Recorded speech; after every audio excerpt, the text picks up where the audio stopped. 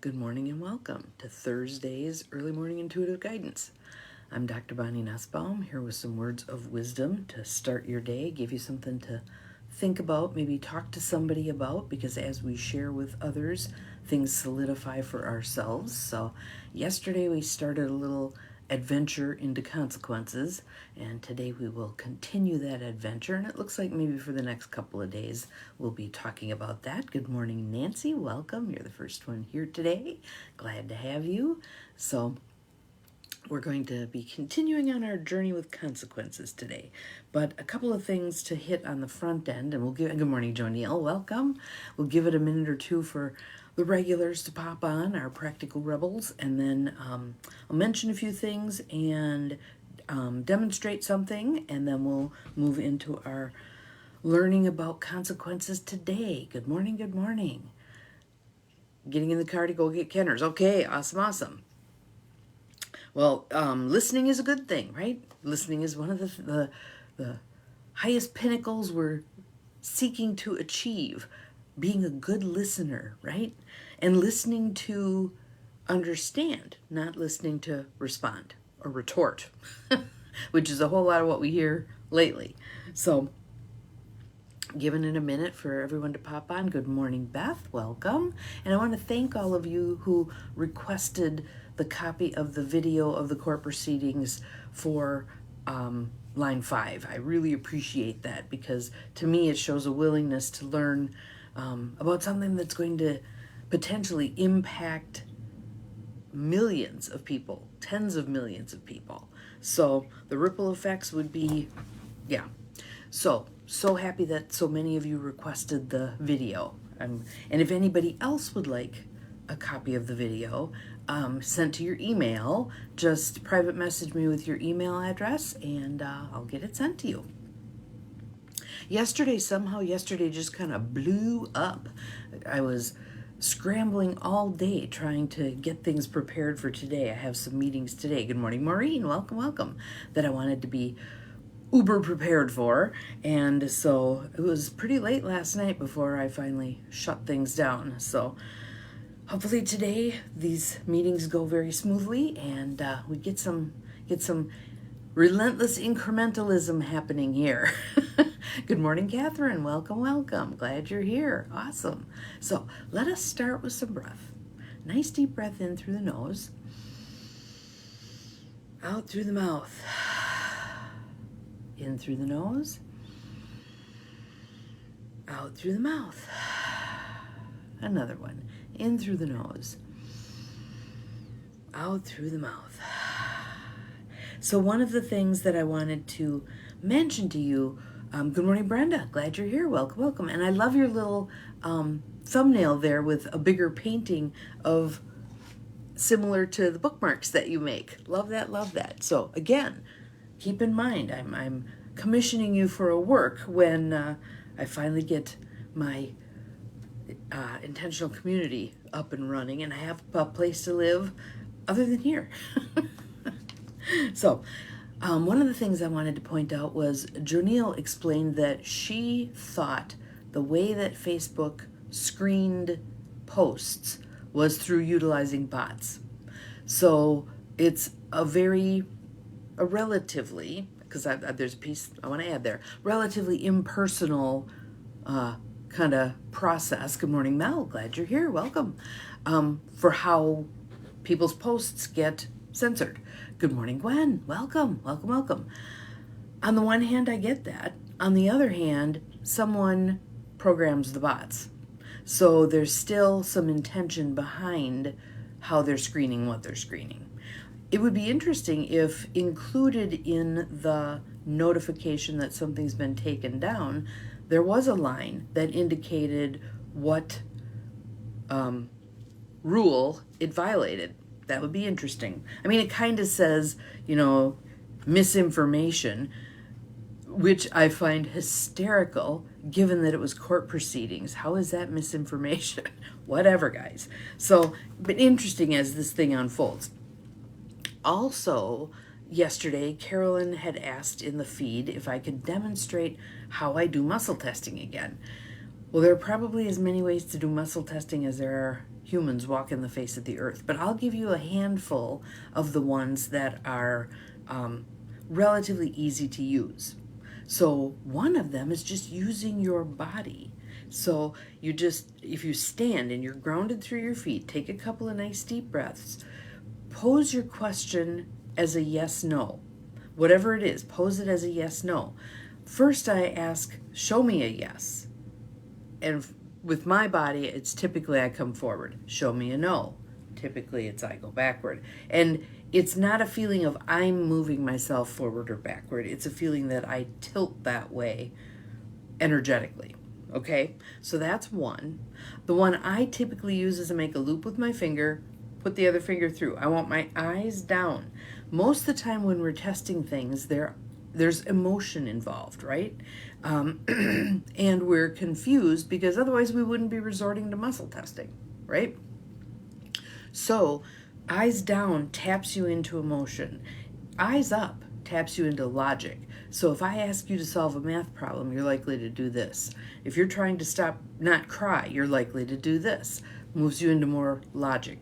Down moves you into more emotion. So make the loop with the finger, put the finger, don't watch the finger. You can feel it, right? You can feel it if it breaks loose.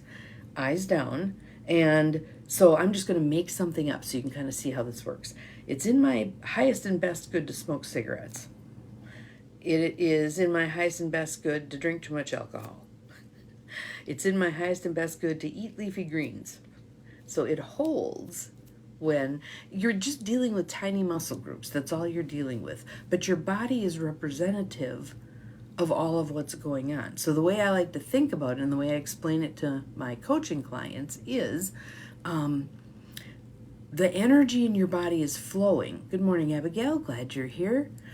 There's certain times when you can feel that energy get disrupted, right? If you get the phone call saying that someone has died, that you can feel the energy drain from your body, can't you? This is a subtle, very small version of that. When I say something that's in alignment with my highest and best good, the energy keeps flowing. When I say something that's not in my highest and best good, the energy gets disrupted. That's the basic gist of how I explain it to people. So there's this one. You can also set your hand, I'll just show you with the book, set your hand on a table, put it up. Again, don't watch the hand, tip your eyes down, and then just apply pressure to the end. What I tell people, if I have people in my presence and I'm doing muscle testing with an arm, what I tell them is, we're not arm wrestling. We just want to be able to discern the difference between what's true for you and what's not true for you. And so all you're going to do is meet my pressure. Meet my pressure. I never say the word resist. And again, I explain that we're not arm wrestling. So just meet my pressure. And over time, it becomes very easy. Sometimes even just now through my fingers, I can feel as I pose the statement, whether it's going to be strong or weak. You can already feel the energy of the muscles responding. And some of you might think, well, that's whacked. There's no science to back that up. Yes, there is.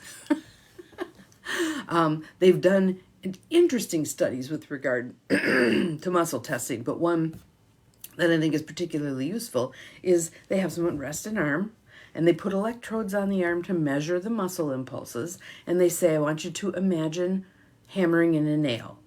The muscle fibers fire the same way they would as if you were literally hammering in the nail. The response is a little muted, but it's still the same muscle fibers. So your mind, and again, I'll make the point off of this, your mind is remembering what it's like to hammer in a nail and reproducing it in your physical body. So think about that in terms of watching horror movies. Anywho, the point being that we can get some additional guidance. And again, what you're getting here is truth with the little t, not truth with the big T. This is your truth. This is your truth. Okay? So yes, it's a way that you're making a statement that can be answered yes or no, and then you can discern. And sometimes if you get a messy answer, if it's not clear, say, clear answer, please. Pose it again and do the test. There's another piece. Hang on. It just flitted through. Again, with muscle testing, I don't necessarily want myself or anyone else to make this the be-all and end-all. I'm going to capitulate my responsibility as a human being for all decisions and, well, my muscle test said blah, blah, blah. No, that's you. It's you. Use it for guidance. It doesn't make the decisions for you. Use it for guidance. There's times when I'm like, oh, hell no, forget it, not doing that. Those times usually don't work out real well for me, but nonetheless, I still have free choice, right? So pendulum is another way. And yes, I know people freak out about the word pendulum. It's merely, use a necklace. I don't care. If you have something with a chain on it, hold it between the pads of your fingers, let it dangle, and I'll show you. Show me a yes. And it moves back and forth. Show me a no. It's moving in a circle. That's pretty typical for me. Okay? Again, all it's doing is responding to the little muscles in my fingers. I'm not doing this, right? It'll move on its own. Then I ask my questions and allow whatever comes up to come up. What I think muscle testing does is it overrides a bunch of the chatter in our heads that gets in the way of our clear answers. Our clear answers are already there. It's just our cortex mucks it up. A cortex is an amazing addition to a brain, but it has its downfalls, one of which is the proverbial chatter. I call mine the committee. Sits in my head, blah, blah, blah, blah, blah. Yeah, sometimes you just want to go, shut up. Just shut up for 5 minutes, right? That's what meditation does for me. At the beginning, the chatter is loud. As I breathe, as I settle in, the chatter begins to quiet. Some of you may find that when you meditate, the chatter doesn't quiet. Don't worry about it. Keep working with it. Eventually you get there. All right. So, Carolyn, I hope that gives you some guidance in terms of the muscle testing thing. So, yeah, take my little sticky note off of here that was reminding me to talk about that. Taking the war out of our words, the art of powerful non-defensive communication. And I'm adding in and living by Sharon Ellison. So, a classic in my opinion. Another one of those Bibles that when we're stuck, open to a page, and actually that's how we're here, is I had the issue with Facebook and needed some guidance and went to the book, and it was about consequences. Carefully choosing the consequences we apply to things, to events that happen, to people we're having issues with, blah, blah. So, this part is about evaluating the consequences we're about to offer someone. If you do this, I will do that. If you do this, I will do that. How do we evaluate? Have I chosen an appropriate consequence or consequences? So the first thing that we talked about yesterday was selecting as small a consequence as possible to meet your need. Do not bring out the big guns for this kind of stuff. You get far more traction when you pick something that is commensurate with what it is. Head vomit. Gotta love it. Gotta love it. Absolutely true. Absolutely true. And about as useful. Small consequences, all right? And applied as neutrally as possible. And we had the examples yesterday of doing that. And now today, the second thing, basically these are 4 standards for an effective consequence. We measure against these. So the first one was the selecting as small a consequence as possible to meet your needs. Second one is create a consequence that is self-contained. Self-contained. So, and I'll explain what that is as I read the section. And I'm going to imagine that every one of us can raise our hand as having violated this one repeatedly, especially with our kids, okay? So, create a consequence that is self-contained. It is important not to add consequences later that we did not specify originally. You can ask yourself, is the consequence I'm predicting the only one I am going to implement, or will I have other reactions that I haven't clearly predicted? Again, this is going to take not being reactive, but being proactive. For example, so I got to explain this, the circumstance. We're in the middle of the book here, page 193. And so she has some of the same examples that she carries forward throughout the book. So this is one of them, Renee and Jamal. So Renee and Jamal are a couple who are flipping a house, or they're doing a house renovation. That's what it was. And there's a huge area they have to clear before the workers show up on Monday to do some part of the renovation that they're not capable of doing themselves. They are exhausted because they have been doing this ad nauseum. Ever done a renovation? Yeah.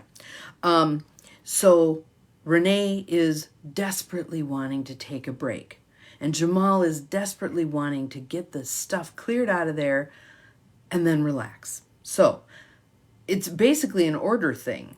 Take a break and then clean up, or clean up and then take a break is the issue at hand. So, for example, Renee might have said to Jamal while cleaning up the remodeling debris, if you are not willing to talk about how to get a break sometime this weekend, then I will plan to take one for myself and let you know what my plan is.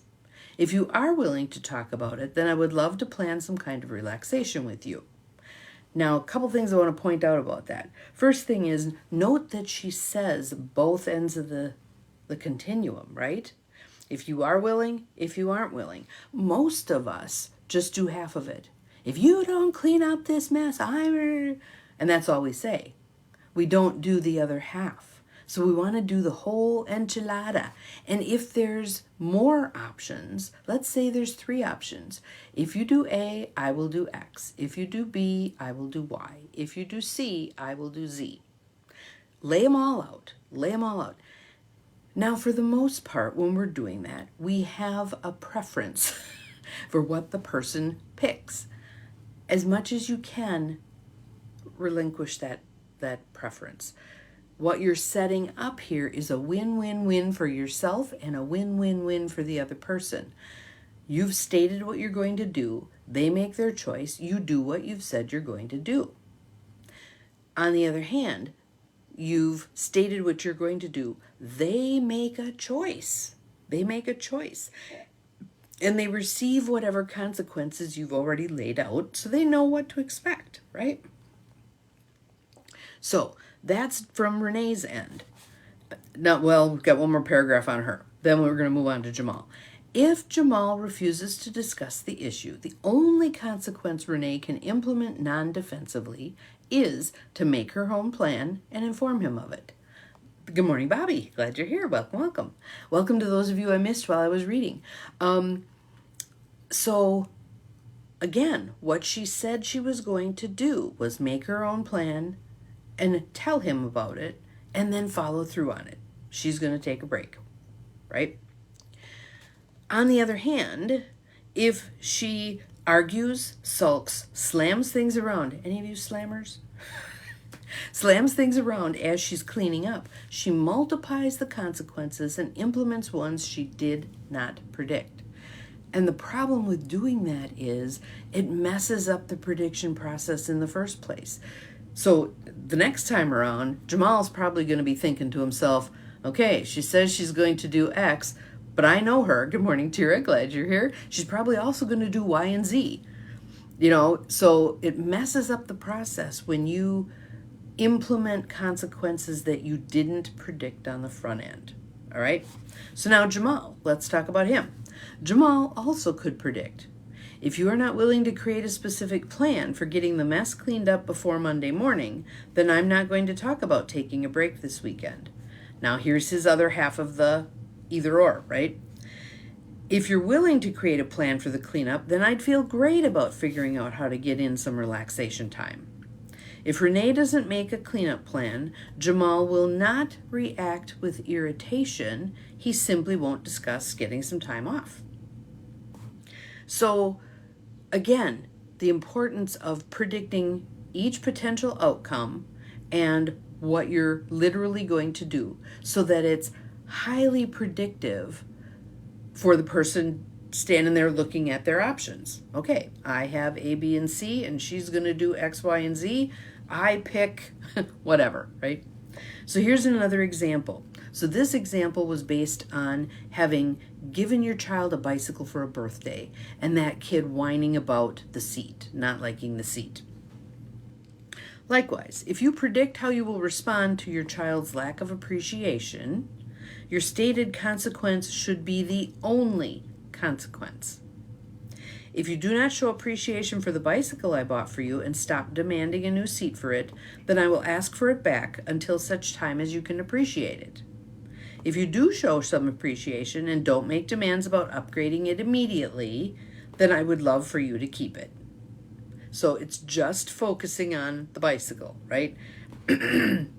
So now she's got a little aside here because she says, once in a while someone is appalled that I would advocate taking back a gift, even an unappreciated one. Listen to her reasoning here. It's so interesting. I think taking back an unappreciated gift is very different from giving a gift with strings attached, where we expect some favor in return from the other person. She says, a person who does not appreciate a gift has not really received it. A person who does not appreciate a gift has not really received it. Unless what we do is appreciated, the person is unlikely to feel nurtured by it. Thus, when we allow gifts to be received without appreciation, we actually contribute to the person's feeling a lack of nurturing. Isn't that interesting? Interesting way to think about it. This is one reason why making predictions that focus on respect and reciprocity is so important. Couldn't think about this. There's 11 of you on here and me. We go out there today and we do this stuff, focusing on respect and reciprocity. How awesome is that in our current climate? That'd be fabulous. If we do not set such limits, we not only fail to protect ourselves from abuse, we also fail to nurture others. While we might hesitate to take back an unappreciated gift, most of us would not hesitate to implement unpredicted consequences or implement them with a negative attitude. This, I think, truly is damaging. Suppose that, after taking your demanding child's bike away, you continue to be angry and cancel a fishing or shopping trip together. No longer self-contained, with absolute boundaries, your consequence has now spread to other areas and its ramifications have multiplied. If you know, and so now she's going to talk about what do you do about that then? Because if you're still pissed off and you're likely, and this and that, and you're kind of kitchen sinking the whole thing again, what do you do instead? Okay? If you know, 1, that you will be angry, and 2, that you will not want to go on the fishing trip with your child, you need to predict those 2 additional consequences as included in taking back the bike. So what you would say is, if you are not appreciative of the bike, I will take it back, we're canceling the fishing trip, and I'm likely to feel angry for a while. Again and again, you're doing this as neutrally as you potentially can, right? And how many of us have seen the parents struggling mightily to do this? If you stop throwing the hissy fit, we can continue to shop. If you keep throwing the hissy fit, I'm going to carry you out to the car. I remember at one point, I think Lauren was 16 and Logan was 18, and we were at Walmart, and some kid was pitching a phenomenal hissy, and Lauren was just indignant. I was never like that. And Logan busted out laughing, and he said, do you want to know how many times I had to follow Mom out to the car watching your feet kick on one end and your curls wiggling on the other? Yeah, I have abandoned a few shopping carts over a pissy child. So what she's saying here is, when we add extra consequences without warning, we become punitive and controlling. If you only predict taking the bike away until the child can appreciate it, you would remain in a good mood and enjoy the fishing trip. And this is that part is kind of alluding into our third step, which we'll get to tomorrow, which is allowing the other person to have control over how long this thing is going to take, right? So if you engage in the behavior now, we move forward. However long it's going to take you to engage in the behavior, we'll get there. We'll wait. If you have an unexpected reaction to what someone does, I think it is important to discuss it and make careful adjustments. So let's say you already made your prediction. They choose the one that you wish they hadn't chosen, and you have another reaction to it. You have to discuss that. Well, I wasn't thinking I was going to be sad about what's happening here, but I am sad. So let's talk about what our options are, given that I'm feeling sad. Put it out there. As much as possible, however, whatever we predict should constitute the sum total of our subsequent reactions to the person's choice. So again, it behooves us to take a little bit of time and think about this, not just fire back when something happens. You're grounded for life, blah, blah. Who's that going to punish? Yeah. Think about it. Take a moment. And you can even say that to them because that's fabulous modeling. Give me a minute to work this through and I'll come back and talk to you about it. Take 5 minutes, 10 minutes, whatever you need. Definitely go back and lay this out. Okay, given what happened, I'm prepared to offer this. If you do this, I will do that. If you do this, I will do that. Let me know what your choice is. As neutrally as possible. Again, I know when the steam's curling out of your ears, it's really hard to remain neutral. Practice. Practice, practice, practice. One of the things that I used, especially with kids, especially when I was working full time, had a big house to take care of, all the stuff, right? Was I would ask myself the question, in 500 years, is this really going to matter? And I'll tell you, there's not a whole lot that's going to matter from right here, right now, 500 years from now. So it helped me take the step back and go, okay, they're just kids. They're just testing limits. I just don't have much bandwidth at the moment, so I'll take a breath and I'll deal with it. Or I won't deal with it now, but I will tell them, we're going to talk about this after I've had time to change my clothes from work, make some dinner, clean up, take a breath, etc. Then we're going to talk about this. So you can postpone. You can postpone. So that is our step 2 of this process. So our step 1 was selecting as small a consequence as possible to meet your needs. And second one is create a consequence that is self-contained, not kitchen sinking this thing. All right. So hopefully that was helpful. Tomorrow we're going to get to talk about, when possible, give the other person control over the duration of any consequence. So we'll talk about that. Yes, in 500 years, is this really going to matter? Yes, I love this stuff. It's so helpful. All right, y'all have an awesome Thursday. I will see you again tomorrow. Remember, you're capable of far more than you think you are. Bye-bye.